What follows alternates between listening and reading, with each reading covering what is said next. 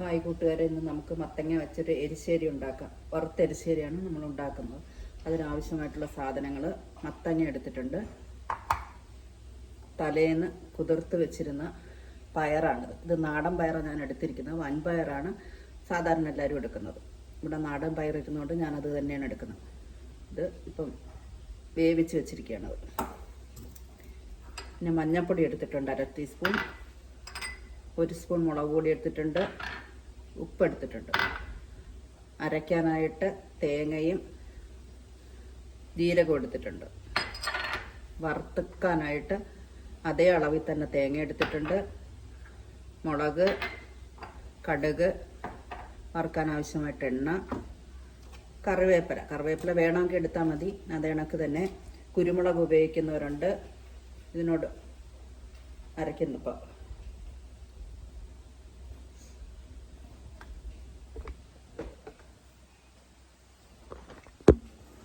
Stove കത്തിച്ച് വെച്ച് അതിൽ ഒരു പാത്രം വെച്ച് ആ പാത്രത്തിൽ കുറച്ച് വെള്ളം വെച്ചിട്ടുണ്ട്. അതിലേക്ക് മത്തൻ നമുക്കിടാം.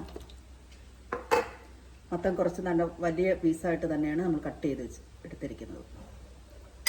മഞ്ഞൾപ്പൊടി, മുളക് പൊടി,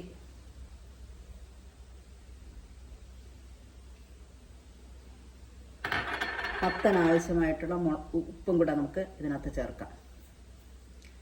പയറിൽ ഉപ്പ് ചേർത്താണ് ഞാൻ വേവിച്ചെടുത്തിരിക്കുന്നത്. അപ്പം ഇതിന് വെന്ത് വരട്ട്. ഇതൊരു മൂടി വെച്ച് നമുക്ക് അടച്ച് വയ്ക്കാം. ഇളക്കിയ ശേഷം മൂടി വെച്ച്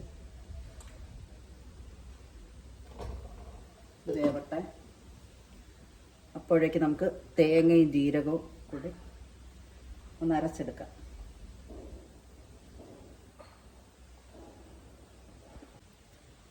തേങ്ങയും ജീരകം കൂടെ ചതച്ചാണ് എടുത്തിരിക്കുന്നത്. നല്ലപോലെ അരയ്ക്കണ്ട, ചതച്ചെടുത്തിട്ടുണ്ട്. ഇനി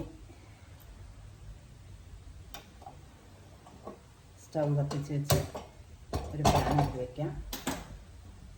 ചീൻചട്ടി വെച്ച്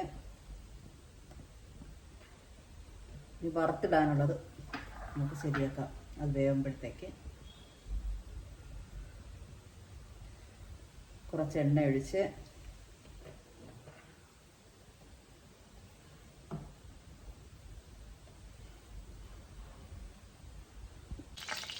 നമുക്കിതിലേക്ക് കുറച്ച് കടുക് ഇട്ട് കൊടുക്കാം.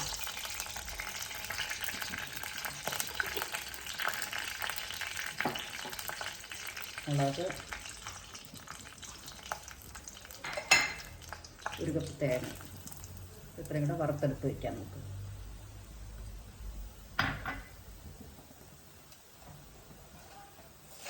കുറച്ച് കറിവേപ്പില കൂടെ ഇടുന്നു. ഇത്രയും എടുത്ത് വറുത്ത് വയ്ക്കാം.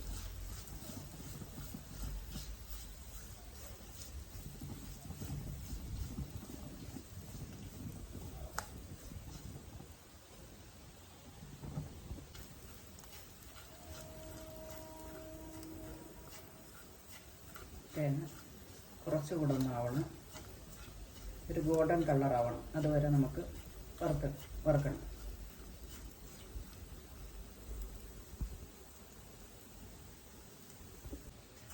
തേങ്ങ വറുത്തെടുക്കുമ്പോൾ നമ്മൾ ചെറിയ തീയിലിട്ട് വേണം അത് വറുത്തെടുക്കാൻ, അല്ലെങ്കിൽ അത് കരിഞ്ഞു പോവുകയുള്ളൂ. ചെറിയ തീയിലിട്ട് വറുത്തെടുക്കണം. തേങ്ങയൊക്കെ മൂത്ത് ഗോൾഡൻ കളറൊക്കെ ആയി. ഇനി നമുക്ക് സ്റ്റൗ ഓഫ് ചെയ്ത് വയ്ക്കാം.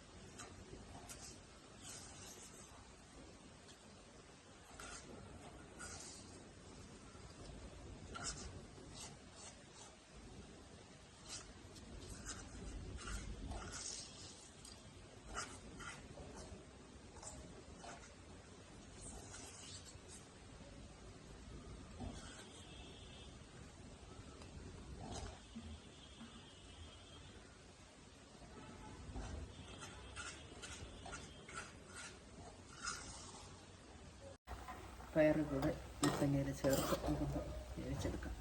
വേവിച്ച വെള്ളമൊക്കെ ഒന്ന് വറ്റി വരട്ടെ.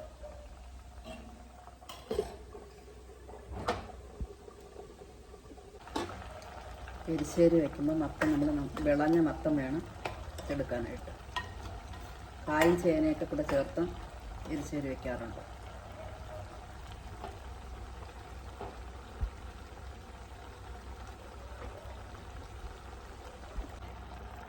മത്തനും പയറും എല്ലാം വെന്ത് വെള്ളമൊക്കെ ഒരുവിധം പറ്റി. ഇനി നമുക്ക് തേങ്ങയും ജീരകവും കൂടെ ചതച്ച് വെച്ചിരിക്കുന്നു ചേർക്കാം.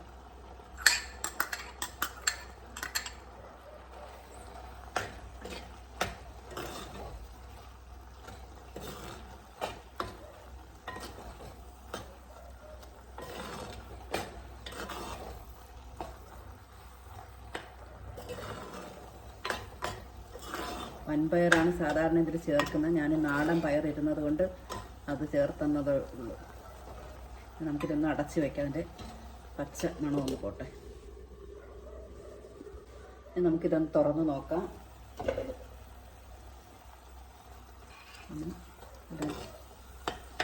ഈ വറുത്ത് വച്ചിരിക്കുന്ന തേങ്ങ ഇതിനകത്തോട്ടിടാം.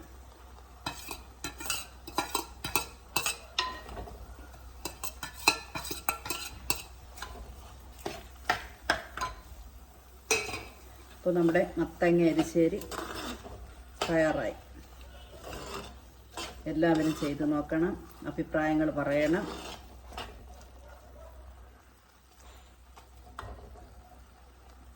ഇപ്പോൾ നമ്മുടെ വറുത്ത എരിശ്ശേരി റെഡിയായി. എല്ലാവരും ട്രൈ ചെയ്ത് നോക്കണം.